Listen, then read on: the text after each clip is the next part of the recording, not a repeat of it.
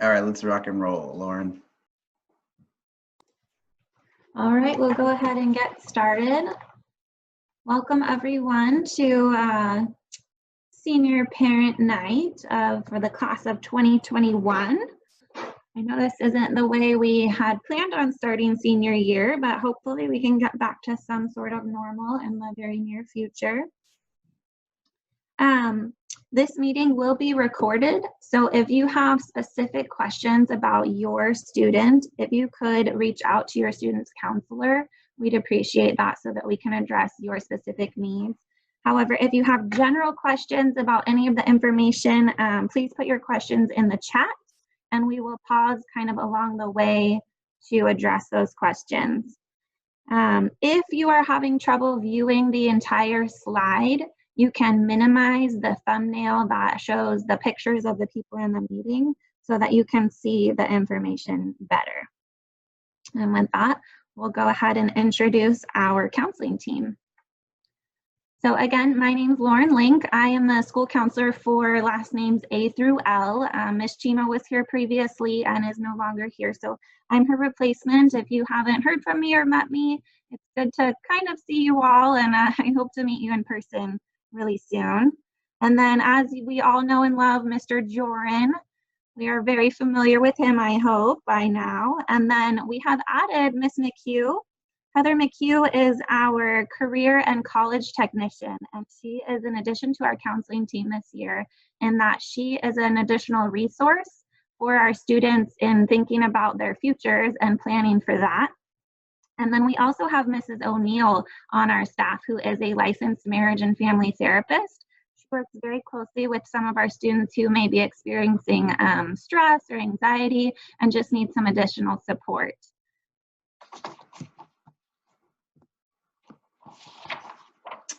Okay, so this is where I come in. As you know, I'm Mr. Jorrin. Good to see see everyone's screens on right now, or majority of them. Some things that we are going to go over tonight. This is our agenda for the 2021 Senior Parent Night. I'd also like to welcome you guys as well. I'm happy to have you guys logged in. We're going to talk about graduation and college admissions requirements. We're going to talk about the University of California, CSU, and a discussion and with some deadlines that are put in there, and as well as those admission requirements. The community college application process, SAT and ACT information, an update from them. An update on FAFSA and scholarships. We're also going to talk about a program we have on campus through the county called CalSOAP. We'll discuss some mental health, and then we'll have some information regarding cap and gown.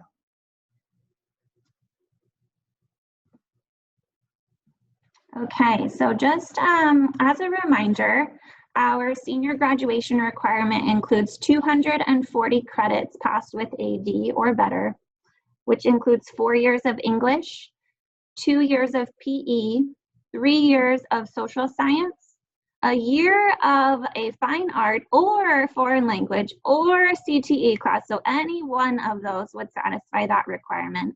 And then one of each a semester of health and geography, and 90 credits of electives.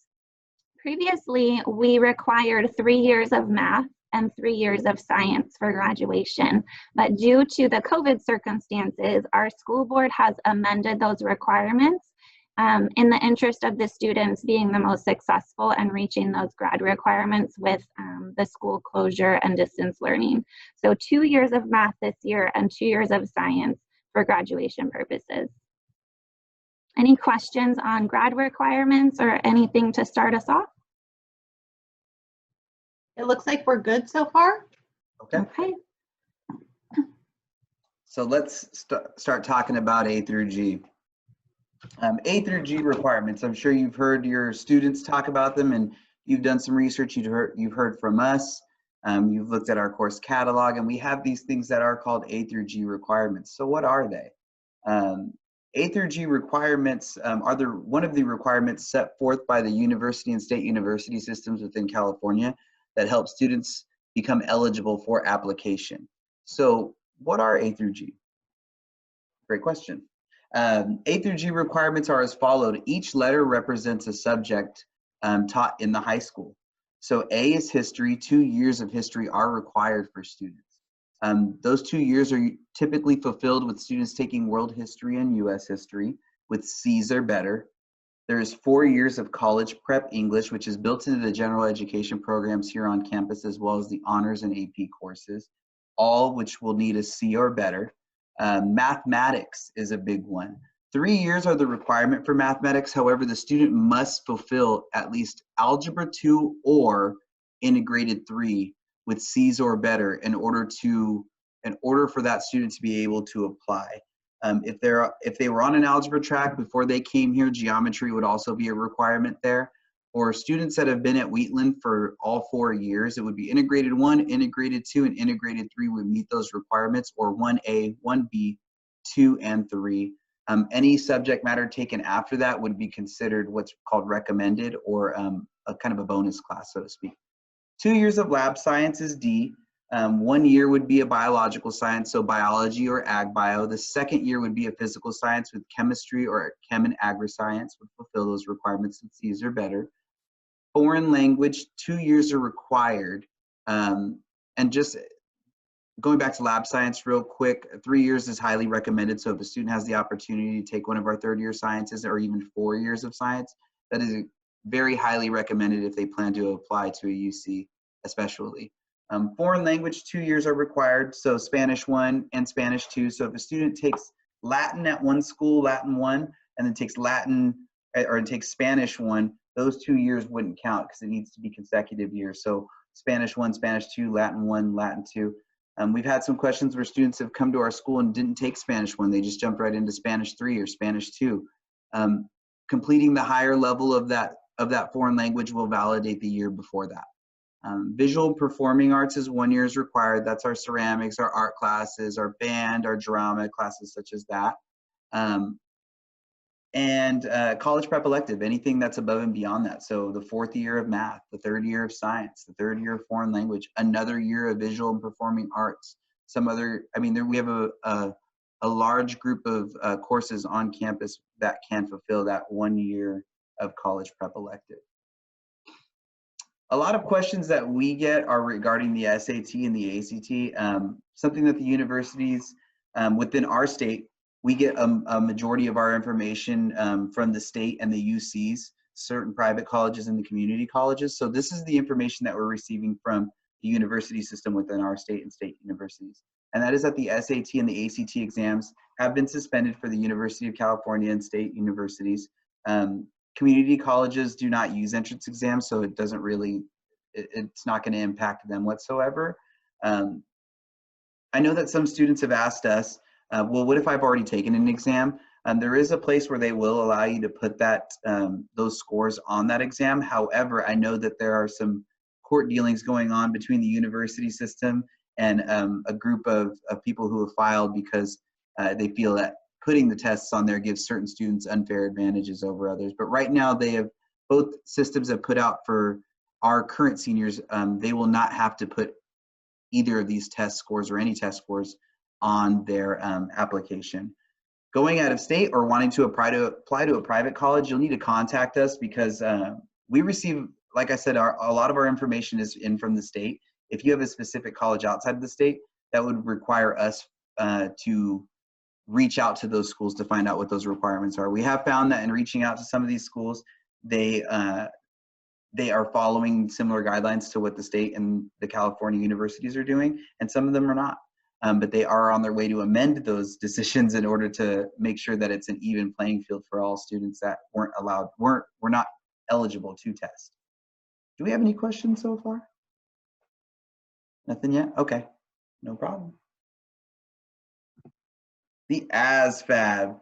So many of your students did take the ASVAB as juniors. So this is an opportunity for those students that want to retake the ASVAB, can do so as a senior. And what is the ASVAB for those families who were not eligible to take the ASVAB before or did not? It is the Armed Services Vocational Aptitude Battery. It is a vocational exam more than it is anything else. However, it is important for you to note that if your student does want to go to the military or didn't score so well last year, they can retake that exam. A score of 50 or better, 50% or better on the test is usually what is seen for students who get into the Air Force, just so you're aware. Scores in the 30s and up tend to get, there are certain exemptions for students who score 30 within that range, but typically like 50 and above is what they're looking for. That test is going to take place. It was supposed to be this fall. However, we postponed it till February 17th, 2021. It is free. Just let us know if you'd like your student to take that exam, and we will get them on that list.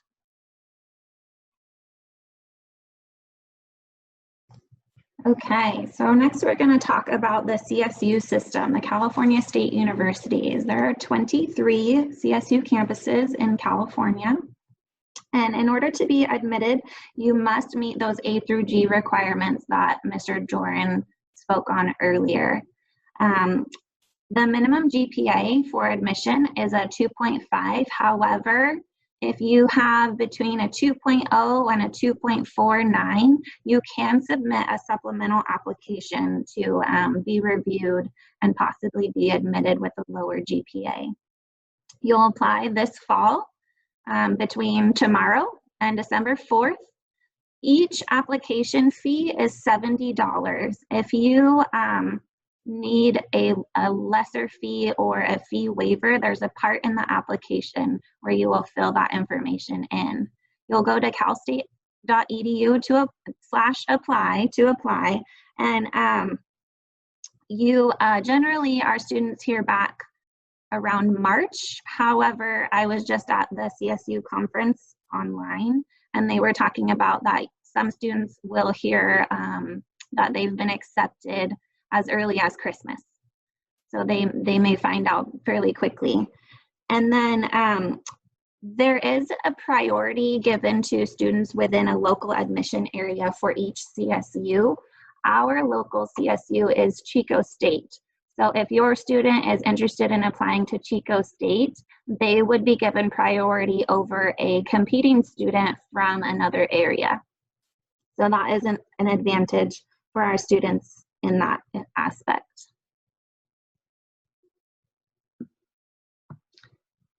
I guess one of the advantages of the COVID pandemic is that you can now tour any CSU campus online. There's a link there, and this link will be posted on our school website. And so you can go on there. Some of the tours are pre-recorded, but a lot of them also offer like a live tour that you can sign up for at a certain date and time. And there will be a person that kind of walks around with like a GoPro or some kind of camera to show the different areas of campus for the kids to see. So that way, maybe before when you could only visit, a handful of campuses, now you have the opportunity to visit anyone that your heart desires or your student has interest in.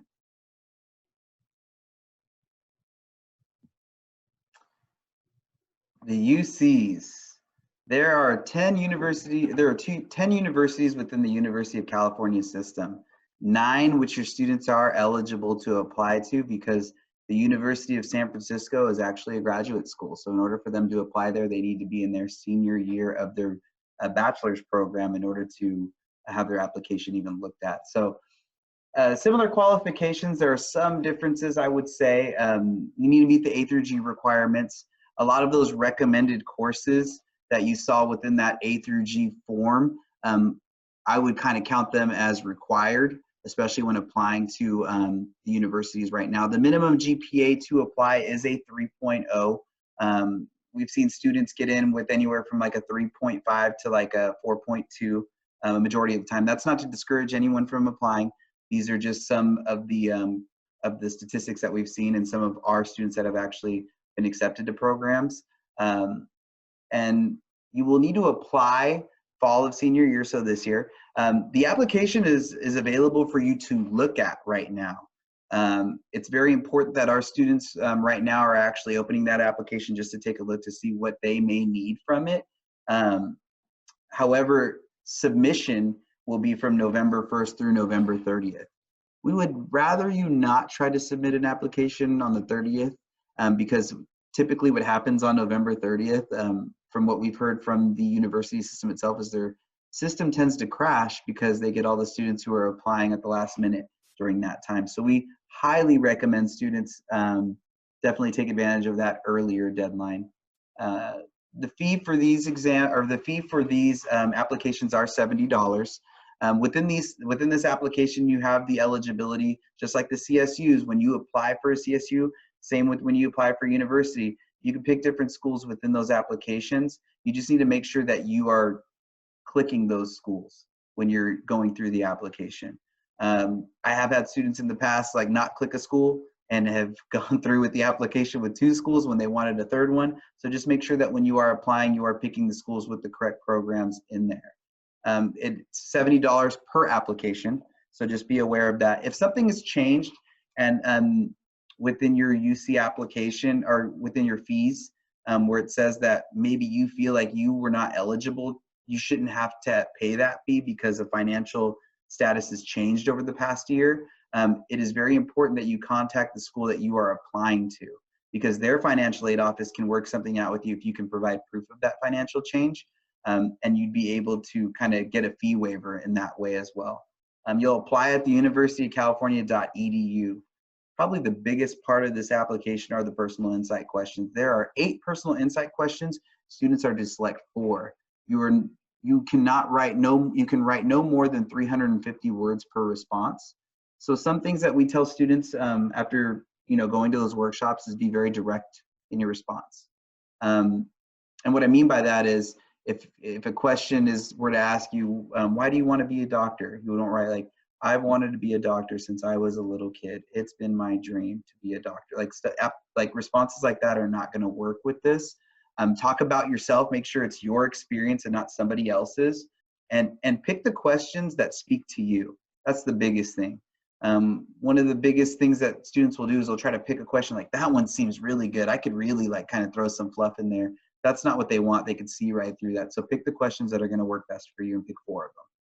And then also have your English teacher look over those responses. And you could also bring them to us as well, and we can go over them.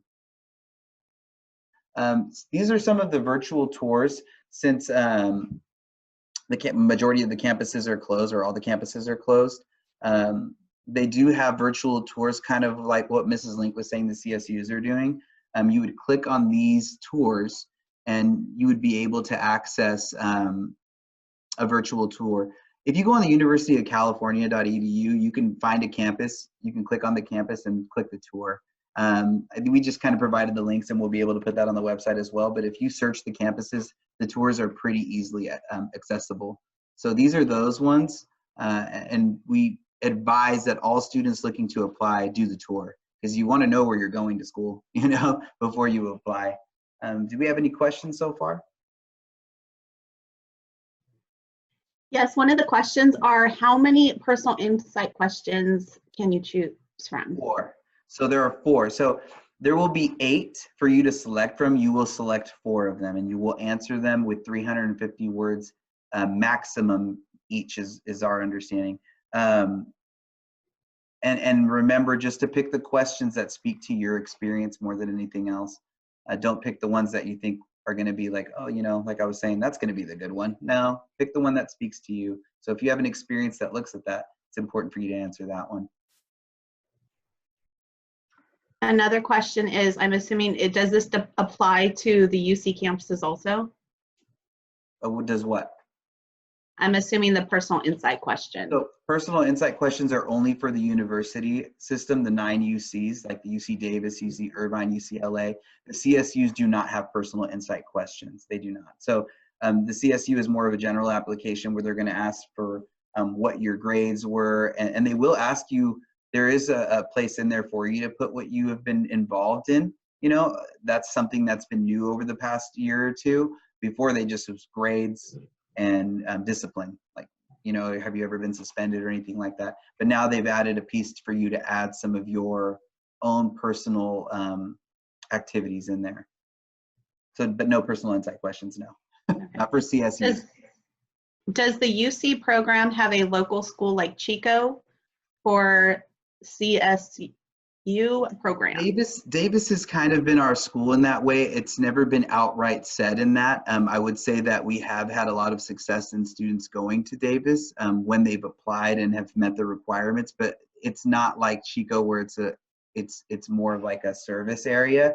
That would be our closest school and our connected school. So kids here would get more of a look, so to speak, but not in the way that it's designed, like through the CSU, like through their index. But yeah, I mean, if you were to look at who services us, it would be Davis. Before we move on, Mr. Jordan, I just wanted to add a couple things.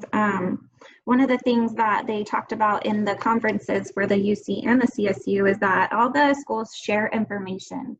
So it's possible that you may apply to, 3 or 4 of the universities and then actually be accepted to a school that you did not apply to, because they may see your application and think, oh, well, this looks like a great fit for our campus, and extend an offer of admission to you for that school. And the other thing is because of the lack of test scores that are being submitted for consideration on your application, it's really important that those personal insight questions really show who you are, as well as highlighting any activities that you've been involved in. That's going to really make you stand out against competing students. So if you've been involved in sports or leadership or volunteering outside of school, even things such as like babysitting a neighbor's kids, those are things that you could highlight to help yourself look different and more competitive than the next student that has the same GPA and grades as you do. Awesome points. Very, very, very true. And I'll speak to one of those points, and that is, I had a student last year who applied to Davis, really wanted to go to Davis, really wanted this program, didn't get into Davis. Really, it was a bummer. We were talking for a while, and then she sends me an email 3 days later. I didn't even apply, but I got into UC Santa Cruz. And it was like this whole, admissions letter. And she's like, I think this is where I'm going to go. And so I think it's important for you to understand that when you do receive those letters, just know that when you apply to the system, if you are a qualified applicant, this can happen to you. And yes, Mrs. Link is absolutely correct that these things that you're doing after school, your extracurricular activities, have so much weight. They are looking for the best all-around student, not just the best academic student. So it's important for you to share who you are within those questions and anywhere that you can on that application. The California Community College. We will apply for this in the springtime. For those students who are going to the community college system, whether that be the Los Rios system, which is ARC would be the closest to us, Sierra College, or Yuba, it's usually like spring, I want to say like February, March, around that area of time. The community college system is amazing. There are definitely many opportunities within that system. Some of the programs offered, the California Community College offers 3 programs, 2-year degrees, the Associate of Arts or the Associate of Science. There are certificated programs, which Mrs. Link is going to discuss, I believe, on the next slide. And then there's transfer programs for those students who are going to a community college with the intention of transferring to a CSU or a UC. Please note that each school has its own contract with specific schools that they transfer to. Now you're eligible to apply to another school. That's not to say that you can't, but specific programs where you can sign contracts that if you meet the minimum qualifications while you're at that school and they will accept your application automatically, is school to school, meaning like Sierra College at one point contracted with Santa Barbara, and Chico State. So those were their main contracts, and it kind of goes across the board with each school. So it's important for people to understand that where they're picking their college, if they choose to make that transfer process, to kind of look at what those schools' agreements are. And that, again, that will be in the springtime.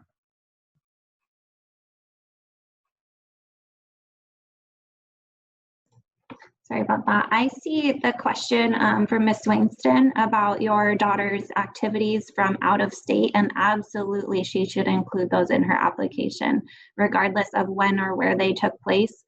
Those will definitely benefit her on her application to a CSU or a UC. Mm-hmm. Yuba College has wonderful certificate programs so that students can move more quickly into a career. So they have the EMT program, nursing, they have a really great vet tech program, they have culinary arts, they have their own police academy and welding. We have a lot of students here very interested in welding and have quite a bit of experience in their 4 years here working with Mr. Walker in the shop. And then also they have their own fire academy. And so that allows students to move through those programs fairly quickly and move into a pretty lucrative career, which is a really great asset to have in our community.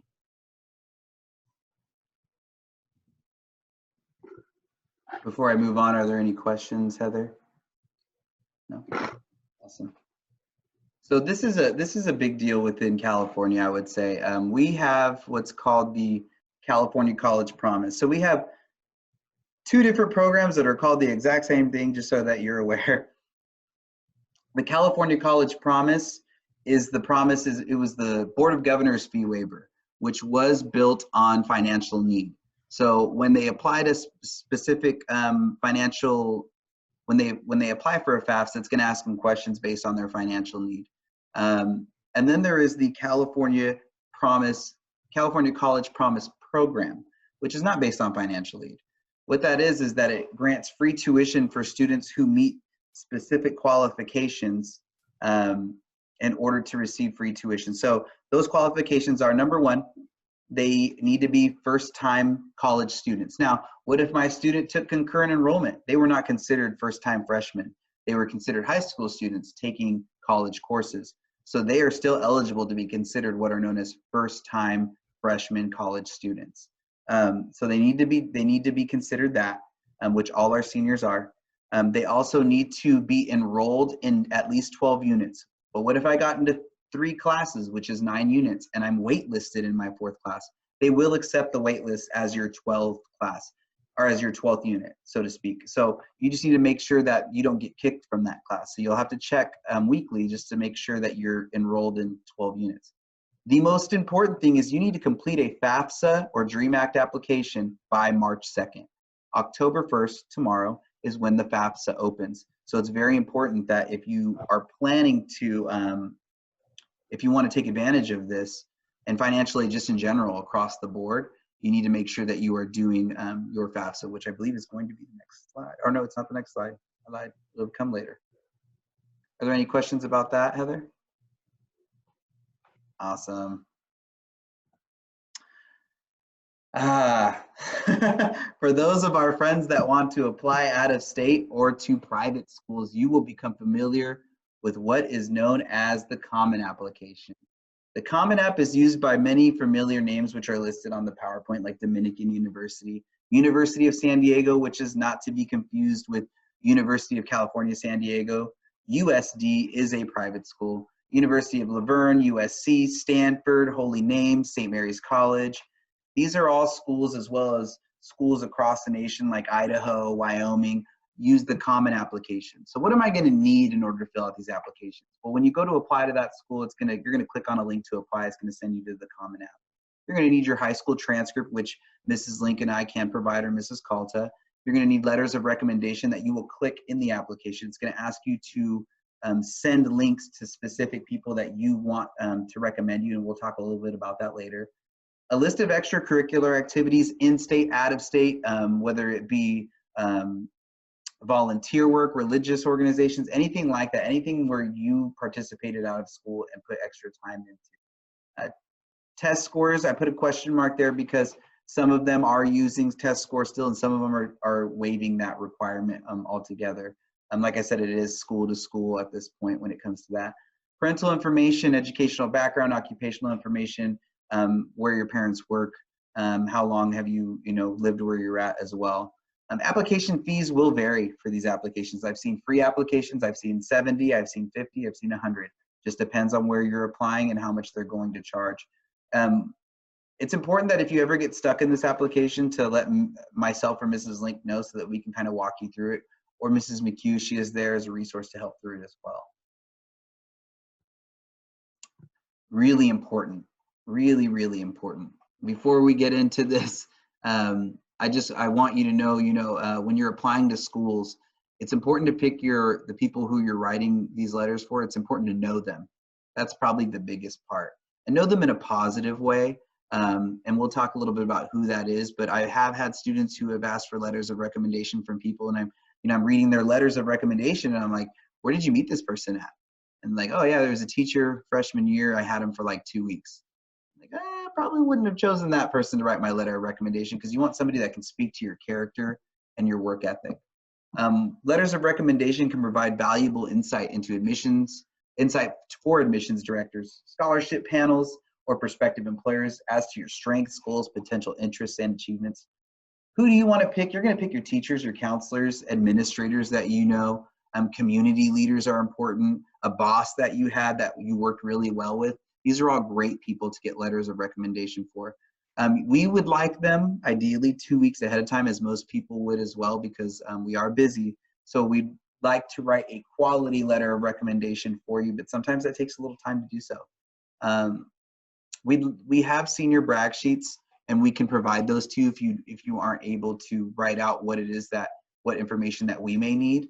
We can provide you a template, and you can fill it in and send it in to us, or to a teacher as well. Any additional information that will assist your recommender, major you are applying for, what your career goals and obstacles you've overcome is huge. Tell us a little bit about yourself. We know, but maybe there's some things that we don't know about, some struggles that you have had to overcome, some goals that you have conquered. These are all great things for us to learn about you in order to write these letters of recommendation for wherever you're applying or what you're applying to. The FAFSA. Okay, so the FAFSA and DREAM Act applications are your financial aid applications. So what is the FAFSA? It is the free application for federal student aid. It opens tomorrow. Tomorrow is the opening date. I have submitted your guys' GPAs to California in order for you to be eligible to apply for financial aid in California. Even if you're not going in state, it's important for us to put it in there in case plans change and you need to go in state. That way you are eligible for the free tuition at community college as well. We highly recommend students apply early. And I say this because I have seen students who I've helped here before do the application and they get the full aid. They finish it before March 2nd and they receive money to pay for college. And then I talk with them later on and they're like, yeah, I didn't do my application until like April. But what was the outcome of that? Well, I received like $5,000 less. And it's like, yeah, because it's a first come, first serve basis. A pot of money that if you're eligible for and you apply on time, it's important to make sure that you kind of put the time to make sure you get it done early. There are different forms, and we're going to talk a little bit about that, what financial aid you are eligible for. So the FAFSA application is one application for federal aid, which are Pell Grants is what they're called, federal grants, state aid, which are Cal Grants and university grants, loans, which are subsidized, unsubsidized parent plus Stafford loans, and work study, the ability to work on campus and get a paycheck where taxes are not taken out. The DREAM Act only applies for state aid in these circumstances in California. There are different, I wanted to talk about the Cal Grants, I'll talk about that next. All graduating seniors should apply for the FAFSA or DREAM Act, depending on their residency status. I would definitely say that that's important. You don't know what's out there for you unless you apply. I've had many students tell me, my parents make too much money, so we're not even going to try to apply. Well, in order to get a job on campus, you need to fill out a FAFSA, so you should still do it no matter what. Or if you're going to a community college, it's not based on income. You just need to do the FAFSA and apply to that community college on time. However, there is something called the middle class scholarship that most students aren't aware of, where if your parents' assets and income is below $184,000 a year, you are eligible for state aid. You're eligible for state grants, and it's through what's called the middle class scholarship. Now, it's not going to cover as much as the Cal Grants are, but it's going to throw some money in your pocket to be able to pay off some of those costs, up to 40% most of the times. Cal Grants and Web Grants, after you complete the FAFSA, you're going to go right here to this website, and what students are going to do is they're going to create what's called a Web Grants account. And what that does is it allows them to send their Cal Grant to a school. So they're going to be able to see, like, if I get a Cal Grant, it's going to this school. And then as time goes on, it's going to tell you, hey, you're eligible for a Cal Grant A, a Cal Grant B, or a Cal Grant C, or the middle class scholarship.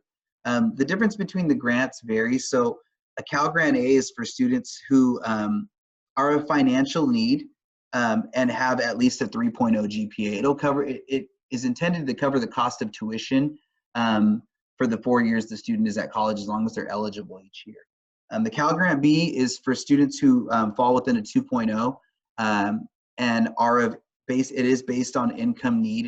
The income is a little bit lower in that one, I would say. And the payoff for it in the end is a little bit better because at first they may not cover as much as a Cal Grant A will, but that's because the Cal Grant B works in partnership with what's called a university or a state university grant, which is kicked in by the school, the university they're going to, or the private college that they're going to cover some of the cost of tuition. And then in the end, it pays out more because they get more money on top of it sophomore, junior, and senior year. Whereas Cal Grant C is, it is on financial need, but it is more based for students who are going into like certificated programs in the community college system.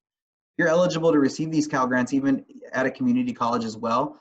For each year you don't take it, you save a year. So let's say I'm in community college and I go straight to Yuba and I don't take my Cal Grant or my Pell Grant because my tuition's covered, right? So I don't need the money, I'm living at home. I save that year for the next year because you are only allotted 4 years of this aid in college. So if you save it when you're in community college, let's say you transfer over and it takes you 3 years to make it out. Let's say it's 2 years at a community college and you spend 3 or 3.5 years at a CSU or a UC. Well, now those costs are covered because you didn't use your Cal Grant or your Pell Grant. So it's just, it really is, it's up to the student. There's also loans as well. We're gonna have a financial aid night in the fall through Cash for College. We received our notification today to pick our date. So we are looking at doing so, and stay tuned for more information on that, and we will be able to update you guys through the usual channels, so to speak. A lot of great information though. Scholarships. We are just finishing up creating our scholarship page, which is going to be updated weekly. Oh, did I miss the questions, didn't I? Yes. So we have quite a few questions about FAFSA. Does FAFSA require your name to name the schools? What if you don't know what schools you're going to yet? So you are eligible to name up to 10 schools, and that's why they have that built into it. The cool thing about FAFSA is, let's say that I think I'm going to all these schools, and then in November I'm like, oh no, I'm going to this school and I didn't put it on my FAFSA. So what I'm going to do is I'm going to go into my FAFSA and I'm going to make what's called a FAFSA correction. And in that FAFSA correction, I'm going to add that school. I'm going to delete one of the other schools that I'm not going to. I'm going to add that school and resubmit it. And within, I believe, a week's time, that school does receive the information. And also, you would go into web grants. Sorry, and you would go into web grants if you did get a Cal Grant and change your web grant destination to that school. Can you explain the requirements for residency status? So that's a little bit of a black and white area. My understanding is that it's 3 years at a California high school unless you have an exemption.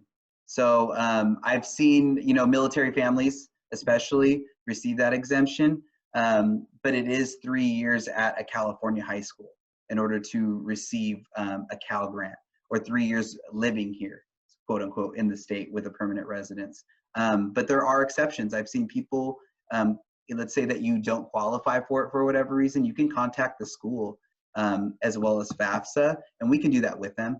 If there are those specific incidents where it's like, well, I was here for 2.5 years, but I'm not, then we can call and figure out what we can do on our end. But sometimes there have been circumstances where the first year the student paid out-of-state tuition, and then sophomore and after that, they qualified for in-state tuition for those institutions and qualified for a Cal Grant. The Pell Grant, as long as you're a U.S. citizen, you'll receive that money if you qualify for it. So the Pell Grant's federal. So you can go from Wyoming to California to Florida, and that will follow you, so to speak. It's the Cal Grant that's specific to California. You're muted. You muted. Applying for FAFSA if they're going to trade school before college. Should they apply now? I would still apply. Yeah, I would. I think that it's, you want to apply. The thing about FAFSA is if they're going to trade school next year, like after they graduate high school, I would still apply for the FAFSA, yes, because FAFSA does, a lot of institutions accept that information, but what's important is if FAFSA recognizes that school. And the only way to find out is really to apply. And they're most likely, if they're going to a trade school, would be shooting for the Cal Grant C, which is a set amount of money for those career technical vocational programs. Okay, and then one last question, kind of going back a little bit. The deadline for the Common App? So that varies. The Common App is just, it's a program that many schools use to do their application. So what will happen is when they sign in there, let's say I'm applying to 9 schools, right? And they're all on the Common App. You'll see each deadline on there, it'll tell you. So each deadline can be different. Common App is just the program that's used. The school has the deadline. So, and those will be named inside the Common App application. Any other questions? Oh, awesome. All right. We love questions though, so it's awesome that you guys are answering them. CalSOAP, we have an awesome opportunity on our campus through CalSOAP, California Student Opportunity and Access Program, who will be meeting with your seniors this year, regardless of where they plan to go. There is no objective for them other than to help your student achieve their goals. This program helps students though to apply for college or career technical educational schools and for financial aid. Seniors are going to have the opportunity to look at a variety of programs, right? And yeah, I'll go back to the scholarship slide. Thank you. We'll have an opportunity to apply to a lot of, or we'll have the opportunity to look at a lot of these institutions and be able to make a choice, as well as meet with advisors one-on-one with their applications and their transcript. So it's a great opportunity for our students to be able to get one-on-one help, which we do offer as well, but it's always great to have an extra pair of trained eyes on your student's transcript, as well as where it is that they choose to apply to, and to help them out with that. On October 16th, CalSOAP's going to be coming to the government and econ classes and helping them to pick what's called a workshop. These workshops will be held on an asynchronous learning day, listed right here, October 28th. Varying times are going to go in there depending on which workshop they choose. If they want to go to all of them, they are more than welcome to attend all 3 workshops. We'll also have a financial aid workshop on December 11th for students who need help with the FAFSA. Before this time, we will have had our Cash for College workshop. But again, another person to just double check, because sometimes students will tell Mrs. Lincoln and I, they'll say, hey, I've already completed my FAFSA, I'm done. And then they'll be with like a CalSOAP advisor and say, well, I did it all, but I never submitted it. So it's a great time for students to be able to kind of get that help. Scholarships. So our scholarship page is almost done. We have started working on it, and it's going to be added. We're going to add things on there weekly. There's going to be scholarships that pop up. Right now, we only have a few because it is the fall, and it's not even winter yet. Winter to spring is when we start to see more scholarships come up. Spring mostly is when scholarships are going to start popping up. But we are going to go ahead and post that. It should be up tomorrow with a few scholarships that we have provided from communities, or from the community, some community members, and as well as a piece on there that shows the more national scholarships. We always recommend that students apply locally. It's a smaller pot, which means less people are going to be going for it, so more of an opportunity for your students to capitalize on getting that money. So we would recommend that students use those not personal insight questions, but those letters of recommendation to kind of see how it is that maybe how school teachers, administrators, or their bosses kind of view them. And then also when they're writing a scholarship resume based on their brag sheet that they filled out themselves, we can go over them as well, myself and Mrs. Link, to see if it's a pretty solid letter. And what we recommend is that you keep that letter and you modify it for each scholarship. Don't reinvent the wheel. If you have a great template and a great letter, just change the things that you need to change and resubmit it each time. I mean, the chances are the more you apply, the higher chance you have of getting a scholarship. Many thousands, millions of dollars worth of scholarships go unclaimed every year because people just don't apply to them. So it's important for our students and for them to know that we would love for them to apply. And if they need help with that, we are here to do so. And real quick, Chris. Yes. So is FAFSA just for UC colleges and not community colleges? All of them. So in order to get that free tuition, you need to do a FAFSA. In order to work on campus, you need to do a FAFSA. You're going to a trade school, do a FAFSA. So the FAFSA is the gateway into financial aid and to work on campus. If you're not eligible to do the FAFSA, then you would do the California Dream Act application to be qualified for state aid. Growth in my, is Miss O'Neill in our party yet? No? Lauren, would you mind doing her part? Sure. Yeah, so Miss O'Neill wanted to connect with all of our seniors that are here tonight and their families, because under these circumstances, we have seen a much higher prevalence of stress and overwhelm, and even some anxiety and other feelings that are kind of being forced to the surface under these circumstances. And so Miss O'Neill is a licensed therapist that can meet with your student confidentially about pretty much anything. And so she can, she runs groups as well as individual counseling. I know that she's doing counseling through Zoom, and she has some students who come in person, because sometimes, you know, it's just easier to have those conversations with someone in person. And her number is on this slide. You can call or text her at that first number, the 633-7363. And then also her office number is just the school phone number at extension 124. And she's just a really great asset to our team in order to provide kind of a higher level of service than maybe Mr. Jorrin or I could do on a daily basis. So please, if you are having any of those feelings, and just sometimes just talking about it and talking about ways to deal with that can be really helpful. And then, you know, we hope to have everyone back in person as soon as we possibly can.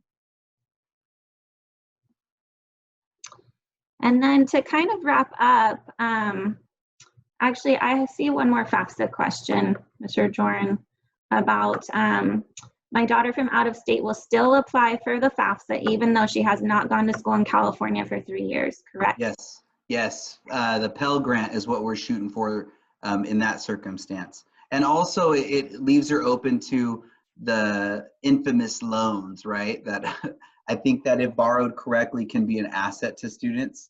I think we hear a lot about loans in a negative aspect, and there can be some definite negative things to it. But when she applies, she's applying for federal aid, which is a Pell Grant, a work study as well. So if she'd like to work on campus, let's say at a community college around here, or at a CSU or a UC or a private school, it's important that she does that FAFSA application. Okay, so starting to wrap up. So we want your seniors and you as parents to be very familiar with their own transcript, looking at those graduation requirements that we discussed tonight and those A to G requirements. So they could take a look and see, do I have 2 years of science? Do I have 4 years of English? Have I passed those courses with a C or better? And if not, you may need to reach out to one of us as counselors or with Ms. McHugh and look at if those grades are validated or if they need to be retaken in order to grade improve. And then we want to make sure also that your personal information is correct on your transcript, because it gets sent to the school that you are going to right after graduation.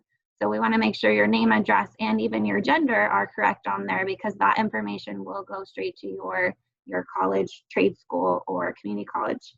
So, and then if you have specific questions, then we would recommend that you reach out to one of us and schedule a meeting. We can meet with you via Zoom or even in person, whatever you're most comfortable with. And we're happy to do that. So we want to thank everyone for coming tonight. Are there any additional questions before we wrap up for the evening? Before we get to any questions, I did want to add something for those of you whose students are trying to go D1, D2, D3 in the NCAA. Please reach out to me. I have been working with a few of your students and submitting transcripts over the past 2 years. It begins junior year, and updating the school course list so that it reflects those grades and our courses that are eligible for NCAA. I just wanted to touch on that. But Heather, do we have any other questions? It looks like we have one question about caps and gowns.